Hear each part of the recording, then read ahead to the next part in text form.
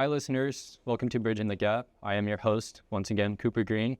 Today we do have two special guests up here with us today. We have Marie Nielsen, who is a BCBA with UTBS. We also have Gabi Clayton, who is an RBT and a professional lead. Will you guys please introduce yourselves and who you guys are? Of course. My name is Marie Nielsen. I am a BCBA and the assistant director at our Crossroads location. I have been with Utah Behavior Services since 2020. I started as an RBT and did my internship with UTBS and became a BCBA, and then now the assistant director in our region. Hi, I'm Gabi. I started UTBS a year ago in February.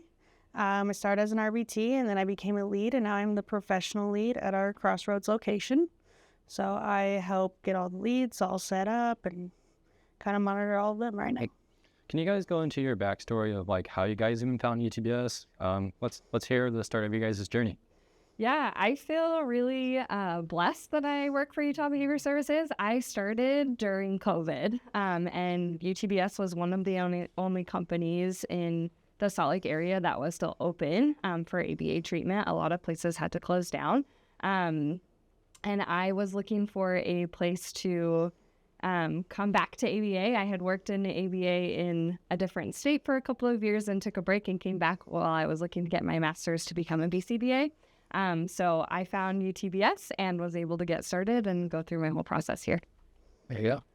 So my mom actually worked with kids like this in the school district. She worked with Casey Gressman, and then I stayed in the school district for a little bit, and then Casey kept asking me to make the jump to UTBS, and I am extremely grateful that I made that jump. Just for our listeners as well, Casey Gressman was in the first episode. He's mainly specialized in the academy area. So, and you said your mom was working, was part of the school district? Yeah, so Casey was the lead teacher, and my mom was his aide. Okay.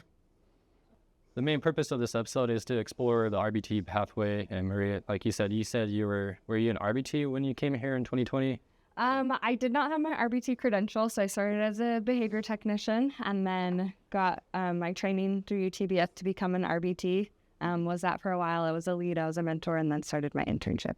Can you guys explain to our listeners what an RBT is, what your guys' day-to-day looks like, and then we can go into how you would explain like what ABA and what your role as an RBT is to a parent? Yeah, for sure.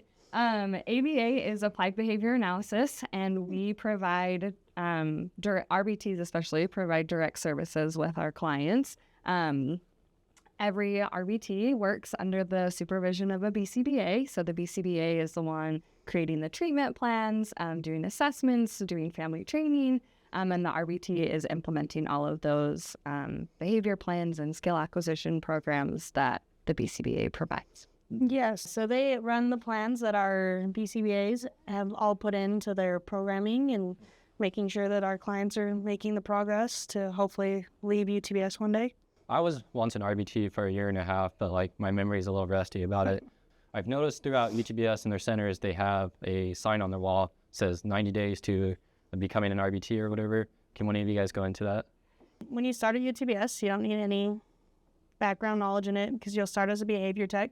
And then the company's really cool because it sets you up with this online classroom to help you become a registered behavior technician.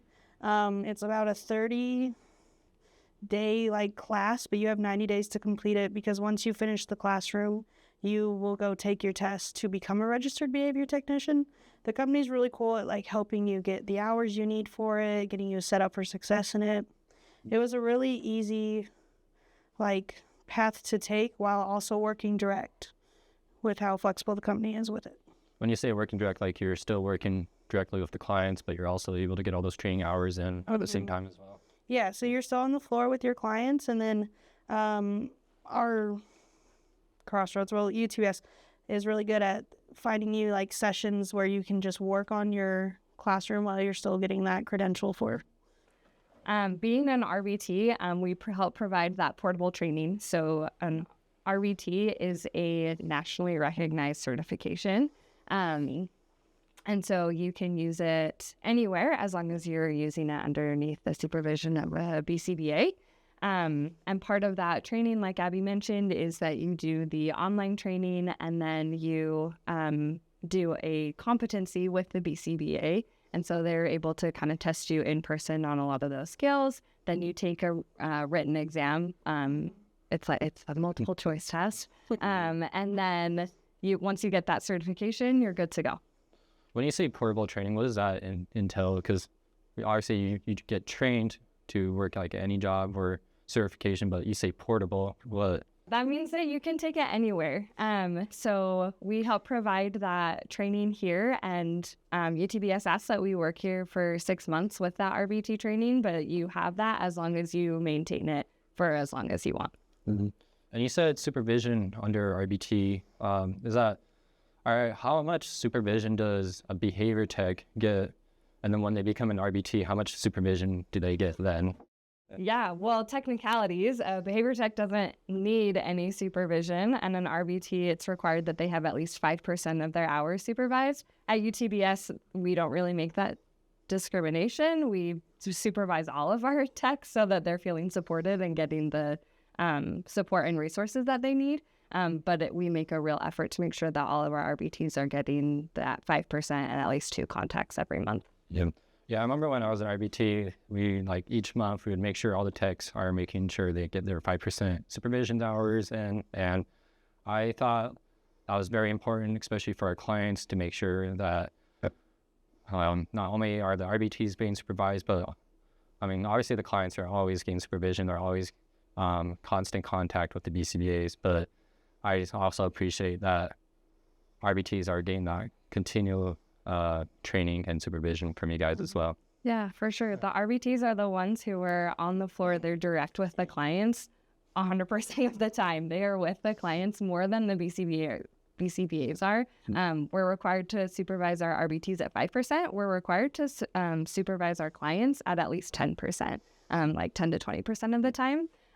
But really, that's a pretty small percentage of how often they're here. So if a client is in our center for 30 hours a week, we only see them for maybe 3 hours a week, but an RBT who works with them every day might be with them 15 hours a week. So as a BCBA, I really value the RBT's input of what they're seeing. They're implementing my plan and what I've created based on the assessments and working with the families and what's important to them. But they see how that's working, how that's going, how that's not working, and how we can maybe make adjustments. So I really value the role of an RBT being so direct with the clients on the floor. So I love my time supervising. I really get a good window into the client that way. You mentioned that relationship between you and the RBT. How often are you in contact with RBTs? Are you in contact with them every single day about clients? I imagine, explain that dynamic between you guys. An RBT standpoint, we can reach out to the clinician whenever. It's always super helpful to have that easy access to them, because clients can change every day by the second. But yeah, I've always been able to reach out to a clinician whenever I needed help, and they are always responding and helping us out with things, or even they'll come see us on the floor to help us out. So it's really nice. With that being said, how does your schedule look like that? Are you constant, I don't know how many RBTs are in your center or at the region that you work, but do you find yourself having to supervise RBTs all day, every day? Or is there enough clinicians around that it's not like that? Yeah, so as a BCBA, I kind of have 2 roles since I'm also the assistant director. So my time gets a little bit pulled into meetings or other administrative things. But as a BCBA, you have time where you're maybe doing assessments or working on things not directly with the client, or maybe you're doing family training, so you're meeting with the parents. But otherwise, you're on the floor and with the clients and with the RBTs, and you're supervising. And so really our BCBAs are going just with our RBTs, providing that supervision. And we try to be really mindful and make sure we're really present with whatever client that we're with. And then sometimes maybe something is happening and something unexpected comes up and we have to run across the room or to a different building to help support with another client who's in need at that time. But yeah, so as a BCBA, you're really supervising a ton. That's the majority of your schedule, and providing that support to our clients and the techs. Gabi, I wanted to explore more into your day-to-day. Since you are a mentor and a professional lead, what does that look like? Because I imagine you have two roles you need to support. Are you able to mentor? I guess let's start with mentoring. Are you mentoring your RBTs? What does that look like?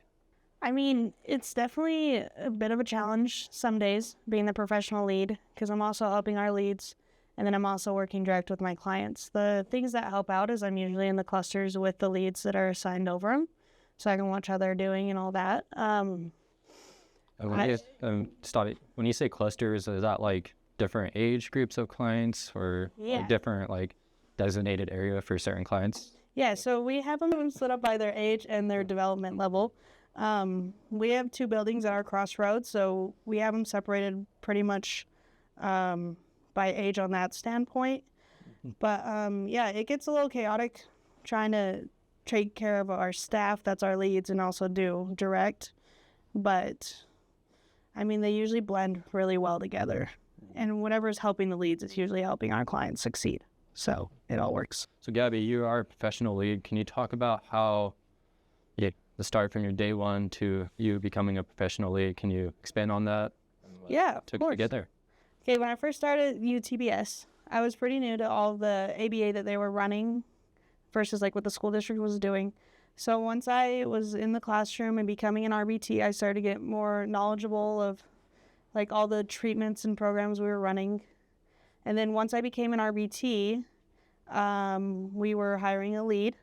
So I applied to become a lead, and with a lead, it's like the teacher basically of the cluster that they're over.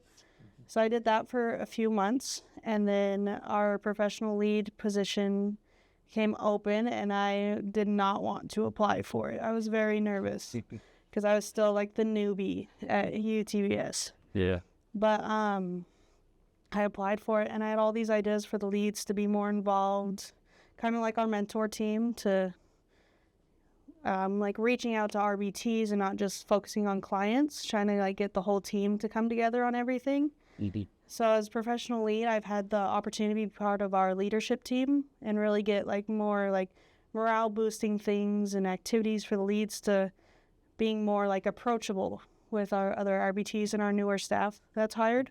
It's been a really fun process to like be a part of. Yeah. So just like how you guys have mentors for RBTs, professional leads are mentors to leads? Yes. That's what you're saying. Okay. Mm-hmm. Yeah, and Gabi's awesome. She's a huge galvanizer for our team, and she really gets people excited about coming to work and working with the kids, and she has really fun ideas to help the growth of the kids and the growth of our other leaders on our team. Yeah, I'd like to know the growth, because when I worked as an RBT, there wasn't professional leads, but there was leads and mentors, so it's really incredible to see how the growth has progressed. With all that said, can you guys also expand on what day treatment and direct treatment, because obviously as an RBT, you're currently working in an office setting or a center setting, and is that considered day treatment there? Yeah. So we have clients that come to our center from 9 to noon, noon to 3, or that full 9 to 3 time. We also have evening sessions at 4 to 7 time, and any of those can either come to the center, or we can go into their homes, or we can take them out into the community, or any kind of mixture of those things, just depending on their needs and what skills they're needing to learn and how we can help them. Mm-hmm. And what kind of settings are there? Is there 3 types? Yeah, so there's the center, there's the home, and there's the community that we really focus on. We don't really go into the schools very often, but that's a possibility as well. There. What's the importance of each setting? So you got the center setting, home setting, and the community setting. Can you guys explain the importance of administering treatment in all 3 of those settings? Yeah, for sure. When some of our kiddos have not been super successful in structured environments, like in school or where they maybe should be or supposed to be. And so coming to the center is a really great opportunity for them to learn how to follow schedules and tolerate task demands and learn how to communicate their needs in an appropriate way.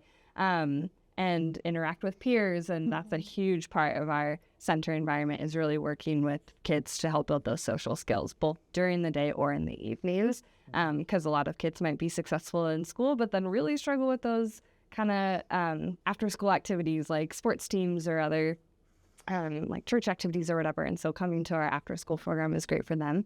A lot of our kids maybe do well in school, but then they really struggle in the home if they have to do chores or if they have to interact with their siblings. And so when we're able to go into their home, we can help support them in that way. We can provide support to their parents or their siblings.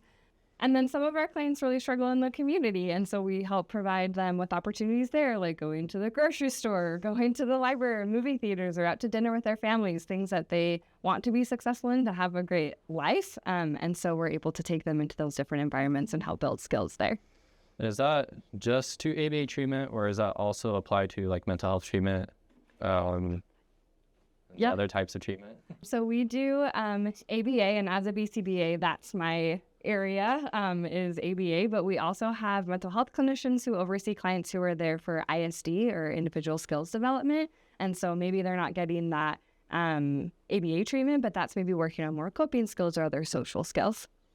So like, Gabi, when you mentioned clusters, do you guys also have ABA and mental health or ISD clients in the same like cluster? Is that a thing? Yeah, absolutely. And a lot of our clients have both an ABA, like a BCBA, and a mental health clinician. And so they're getting that integrated treatment where they're able to get that behavioral and mental health teamwork. Yep. I think it's really cool that not only is it focused on just the school setting for the center setting or the community setting, you guys are able to help generalize the treatment to like all areas and aspects that fully like help the client. Gabi, how do you have to adjust and adapt to, as Marie said, there's the home center or the home center and community setting. How do you guys have to adapt, and especially with like transitioning between each setting? How does that look like? Yeah, so sometimes it can be tricky because we're not going to be at the grocery store and asking our client to raise their hand before speaking to us. So it's really nice that the BCBAs actually set us up for success in any setting that we're in. We'll have different programs we're running if we're in their home, if we're in center, or if we're in the community.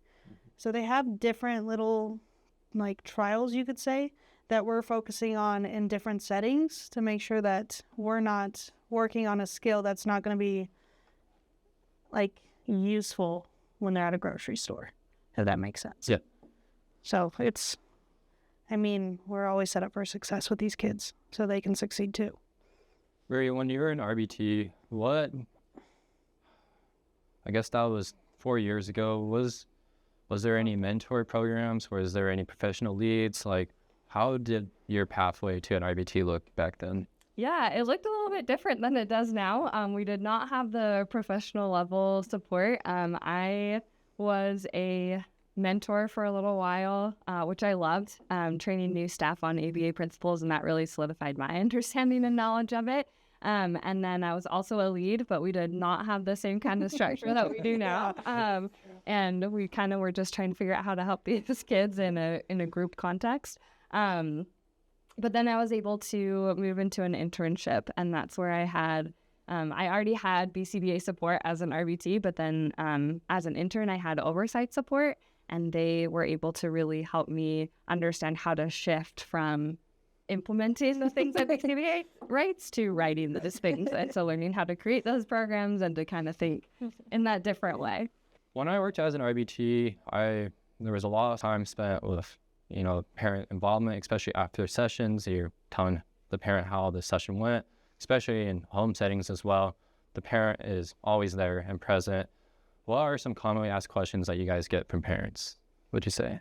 Yeah, just like I said, I value the input of an RBT. I really value what a parent asks or talks to me about, because I might get a little bit zeroed in on like, oh, this is the assessment, this is the next step to be able to meet this ultimate goal. And that might still be my mindset. But if the parent's like, you know what, I can't take a bath without my kid doing whatever thing, or I can't take them out to dinner or something like that, and just kind of recognizing those really socially significant things. How can we make your life a little bit better, a little bit more livable in the way that, in what matters to you as a family? And so when parents bring that to RBTs or to us as BCBAs, we try to collaborate together and just really find a way to help them succeed as a family and grow together and help them know how they can manage those things or teach their kids those same skills without us, because ultimately we're trying to work ourselves out of a job. We want to give parents the empowerment that they need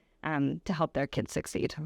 No, I agree with everything Marie said. It's once you start working with certain clients for a while, you start knowing how the parents, like what the parents are wanting to see. And it's really fun to show them like the progress their kids are making with us and seeing like their excitement from it. It's really fulfilling in this job. Yeah. Well, that's great to hear.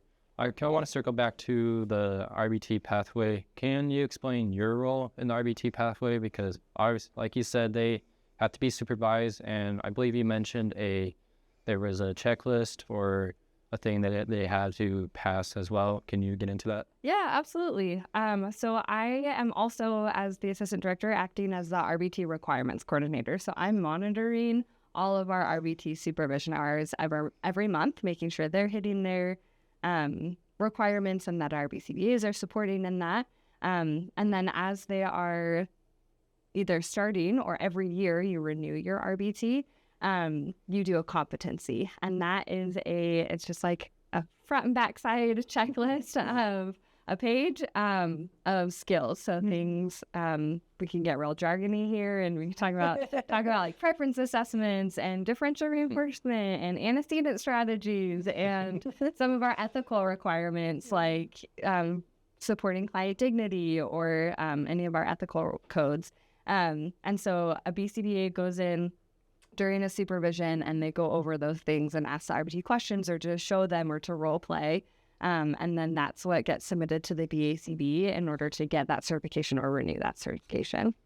And you said that portable training and test, they take that test and it has to be passed through the BACB. And then the competency checklist, is that something that's also with the BACB or Yep. is that through ETBS only? Yeah, so the competency is through the BACB, and that has to be done first before you can go in and do the written test. Because really, this skill is not just in the books. You have to be able to practice it. And so the competency is just that. It's showing that you can do the skill, that you know what it is, you have a solid enough understanding of it. Not perfect, nobody's perfect, and we all make mistakes, but really understanding the skill and being able to do it with a client, and then going in and being able to answer those like multiple choice questions. For an RB2 to maintain their certification, what does that look like? Because I know you mentioned 5% of their hours need to be supervised. Is that something that has to be done on a monthly basis? Is it every other month? Yep, it's every month that they are practicing as an RBT.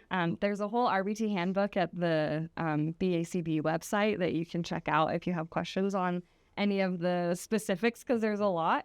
But it needs to be supervised for 5% with at least 2 face-to-face contacts, one of which needs to be with the client, which is great because I think for the most part, we get way more than that. Usually at UTBS, we're doing more than the bare minimum requirement to really just make sure we're providing that support to our RBTs.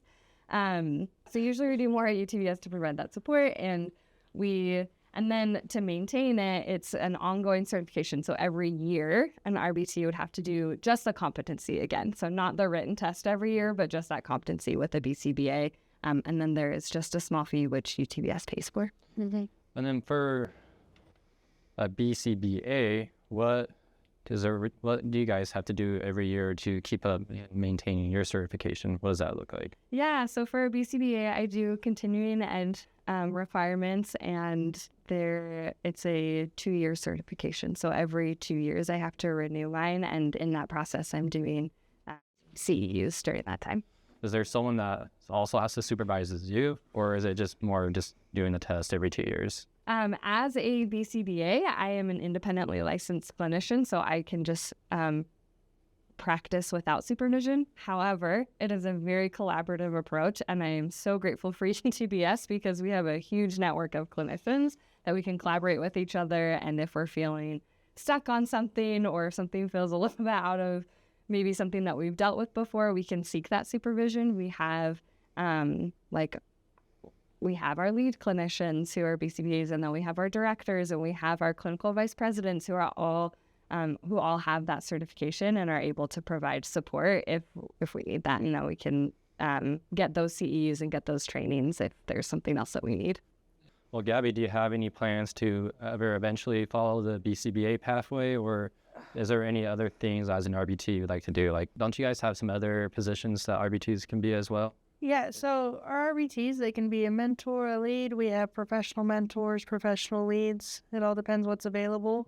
Being a professional lead, I feel like my next step would be to become a BCBA. Mm-hmm. I get asked that so much. I think it's probably time to look into it because I love this job, so probably.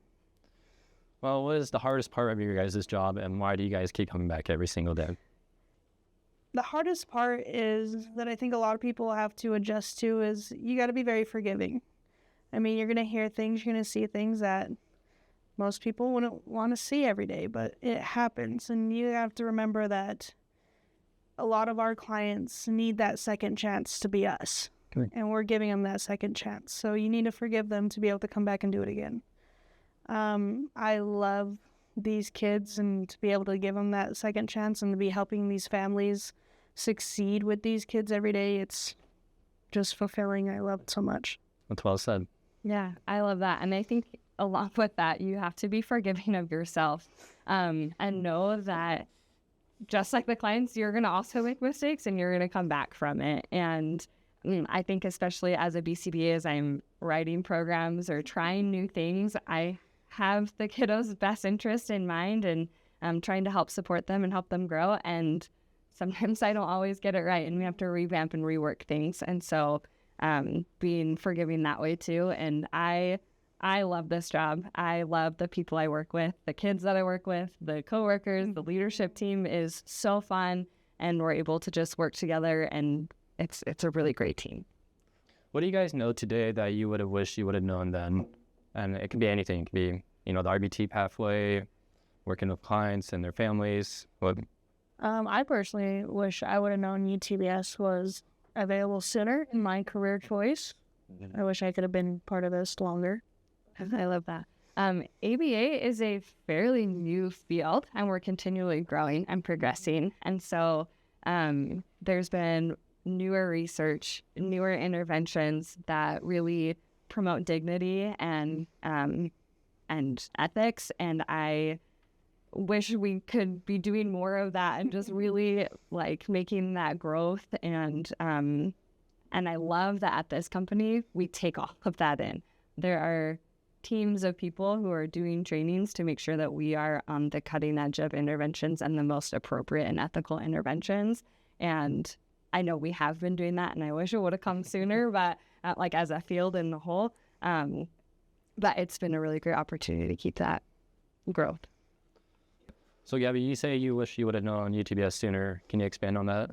Yeah, so working in the school district, it was hard every day knowing that when the bell would ring at 3 o'clock, that the progress we were making was being stopped at home because families didn't have the access to what we had to further progress their kid to be successful.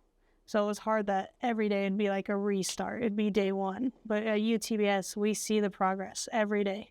It's insane, like, to even see the differences together from what I've experienced is having families on board and running the programming like we are, and seeing these kids just being there with only a year and seeing how much kids have progressed. Nothing close came to that in the school districts for me. So, I mean, it's amazing what UTBS is offering for clients and families right now. Well, before we end this, what would you guys want to tell a behavior technician who hasn't even started? What would you tell them about this job? I mean, hit the ground running, get into it, and just keep going every day. It changes so much. Like Marie was saying, we're always evolving with the ABA knowledge that we're putting into it. Just keep pushing forward, and the progress has shown so much. Just keep going. Yeah, I love that. I heard somebody once say that it's like a continual learning curve, and I think that's so true and something that I love about it. So if you love learning and trying new things, come work with us because it's some good time. Well, you guys have any last final thoughts before we wrap this up? I'm good. I just love UTBS. So. Yeah, I do too. It's really been a great opportunity for me to work at UTBS and become a BCBA. It's really fulfilled so many of my goals. And both clinically and administratively and in a leadership role. And I'm super grateful for that. Hey, listeners, thank you for listening to Bridging the Gap. If you want to collaborate with us or contact us, you can email us at bridgingthegap@utbs.com. For more resources or information on the ABA treatment, go to utahbehaviorservices.com. Also, check us out on social media at Utah Behavior Services.